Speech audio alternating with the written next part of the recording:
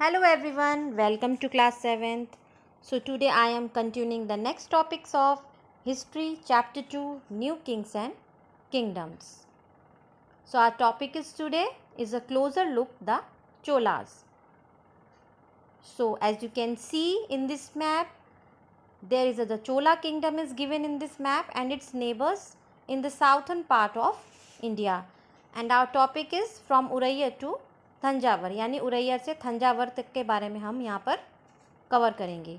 So how did the Cholas rise to power, उनकी power कैसे rise हुई थी और उनकी किस तरीके से वो उन्होंने अपना जो है पूरा जो राज्य था वो किस तरह से फैलाया था, यहाँ पर हम ये अभी डिस्कस करने वाले हैं.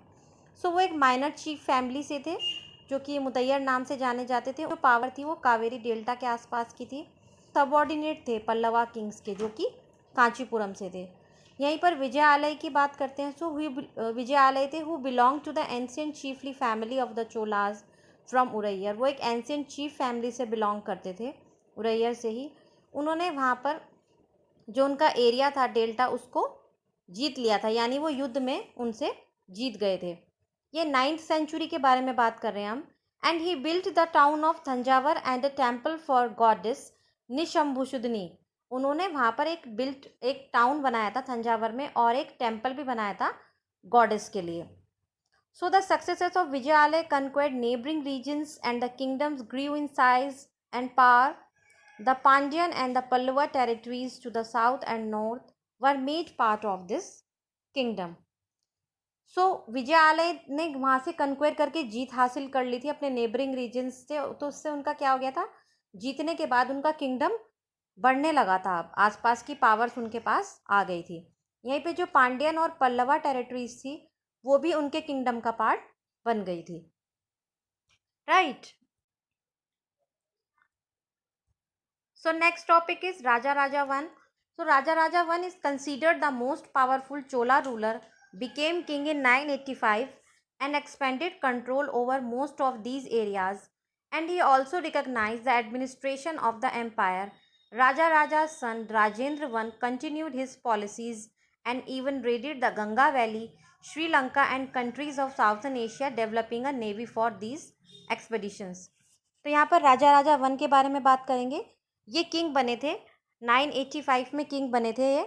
और इन्होंने जो एक्सपेंड किया था, जो कंट्रोल अपना किया था, मोस्ट ऑफ द एरिया इन्होंने कवर कर लिया था. He expanded control over most of the area. और इन्होंने एक एडमिनिस्ट्रेशन जो एम्पायर के लिए पूरा खड़ा किया था उसको रीऑर्गेनाइज किया था. तो ये जो काम थे ये राजा राजा वन ने किए थे. अब यहाँ पर बात करते हैं उनके बेटे के बारे में यानी राजेंद्र वन के बारे में. तो वो राजा राजा वन के सन थे, son of Raja Raja one. And he also continued the policy of expansion and even raided the Ganga Valley, Sri Lanka and countries of Southern East Asia. उन्होंने भी उनकी पॉलिसीज़ को कंटिन्यू किया था. जिस तरह से वो एक्सपेंशन कर रहे थे सभी एरियाज़ में, आसपास के एरियाज़ थे गंगा वैली, श्रीलंका और कंट्रीज़ थी जो साउथर्न एशिया की, उनको कैप्चर किया था. And he is credited for developing a navy for these expeditions. और उन्हें इस चीज़ का क्रेडिट भी दिया था, उन्होंने नेवी को भी डेवलप किया था एक्सपेडिशंस के लिए. एंड उनको इस चीज़ के लिए एक टाइटल भी मिला था. Our next topic is splendid temples and bronze sculpture. The big temples of Thanjavur and Gangaikonda Cholapuram built by Raja Raja and Rajendra are architectural and sculptural marvels. तो यहाँ पर अभी हम बात करते हैं जो टेम्पल्स उन्होंने बनाए और जो ब्रोंज स्कल्पचर का काम वहाँ पर उन टेम्पल्स में, उस बारे में हम बात कर रहे हैं. इस पर उन्होंने बिल्ड किए थे. द थंजावर का जो टेम्पल थे वो राजा राजा वन के थ्रू बनाए गए थे. And Chola temples often became the nuclei of settlements and temples were also given land by rulers and others. तो यहाँ पर क्या होता था, तो इसमें यहाँ पर जितने भी टेम्पल्स थे और बहुत सुंदर टेम्पल्स थे जिन पे की कारीगरी भी बहुत अच्छी की गई थी और वहाँ पर ब्रोंज का काम बहुत अच्छा पाया था. ब्रोंज की स्कल्पचर यानी कि मूर्तियाँ बनी हुई थी. तो चोला के जो ये टेम्पल्स बनाए गए थे उन्होंने कुछ सेटलमेंट्स की हुई थी अपने आसपास. These were centres of craft production. Temples were also endowed with land by rulers as well by others, and the produce of this land went into maintaining all the specialists who worked at the temple and very often lived near it, like priests, garland makers, cooks, sweepers, musicians, dancers. So, in other words, temples were not only places of worship, they were the hub of economic, social, and cultural life as well. सो यहाँ पर क्या देखा जाता था, यहाँ पर जो temples थे वो सिर्फ एक हब नहीं था कि ये सिर्फ वर्शिप करने के लिए बने हुए थे। वहाँ पर बहुत सारे जो आसपास जो मेंटेन करते थे, कुछ स्पेशलिस्ट लोग थे टेम्पल के आसपास ही रहते थे, लाइक प्राइस्ट जो पुजारी लोग होते थे, गार्लैंड मेकर्स जो माला वगैरह बनाते हैं फूलों की, कुक्स होते थे, स्वीपर्स होते थे, म्यूजिशियंस होते थे, डांसर्स। सो एक ये इकोनॉमिक, सोशल और कल्चरल लाइफ यहाँ पर अच्छे से मेंटेन थी, right. Amongst the craft associated with temples, the making of bronze images was the most distinctive. Chola bronze images are considered amongst the finest in the world. While most images were of deities, sometimes images were made of devotees as well. So, यहाँ पर जो उनके time पर bronze की जो images बनी हुई थी वो उस टाइम पर वर्ल्ड में सबसे फाइनेस्ट मानी जाती थी, राइट। और यहाँ पर जितना भी वर्क था बहुत खूबसूरती से किया गया था। ब्रॉन्ज की जो इमेजेस थी वो बिल्कुल अलग थी और बहुत ही उनको अच्छी तरह से इंडिकेट किया हुआ था, right. Our next topic is agriculture and irrigation.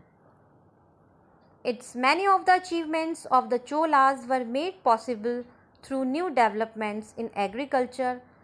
When you look at map again, notice that the river Kaveri branches off into several small channels before emptying into the Bay of Bengal. So these channels overflow frequently, depositing fertile soil on their banks. Water from the channels also provides the necessary moisture for agriculture, particularly the cultivation of rice. सो यहाँ पर agriculture के बारे में बात हो रही है. So Cholas focused on the development of agriculture. उन्होंने डेवलपमेंट पे, जो एग्रीकल्चर है उस पर भी बहुत फोकस किया था. यहाँ पर जो रिवर कावेरी थी और उसकी बहुत फर्टाइल सॉइल थी. रिवर कावेरी के होने से और उपजाऊ जो सॉइल थी वहाँ की फर्टाइल थी. ये दो रीज़न थे वहाँ पे एग्रीकल्चरल डेवलपमेंट के लिए. तो यहाँ पर जो है बहुत लार्ज स्केल कल्टीवेशन किया जाता था.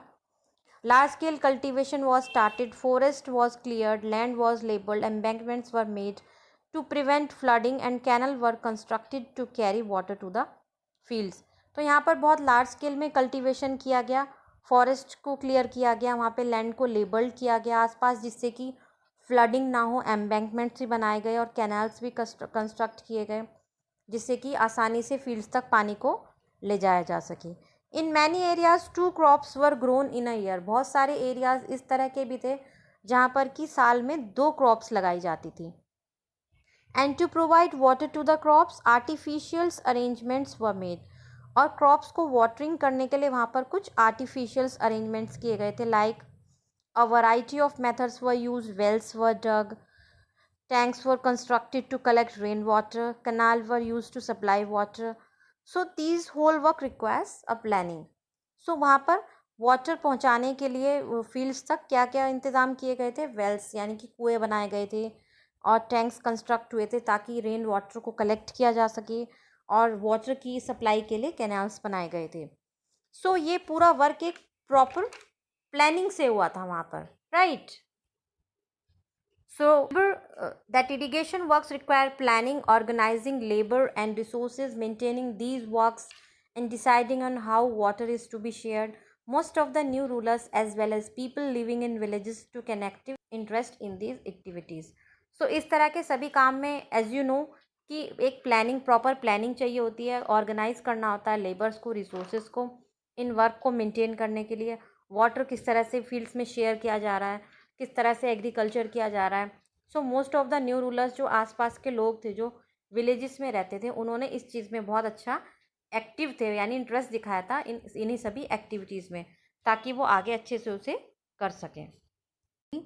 For the next topics we can meet in the next class. Till then, bye bye.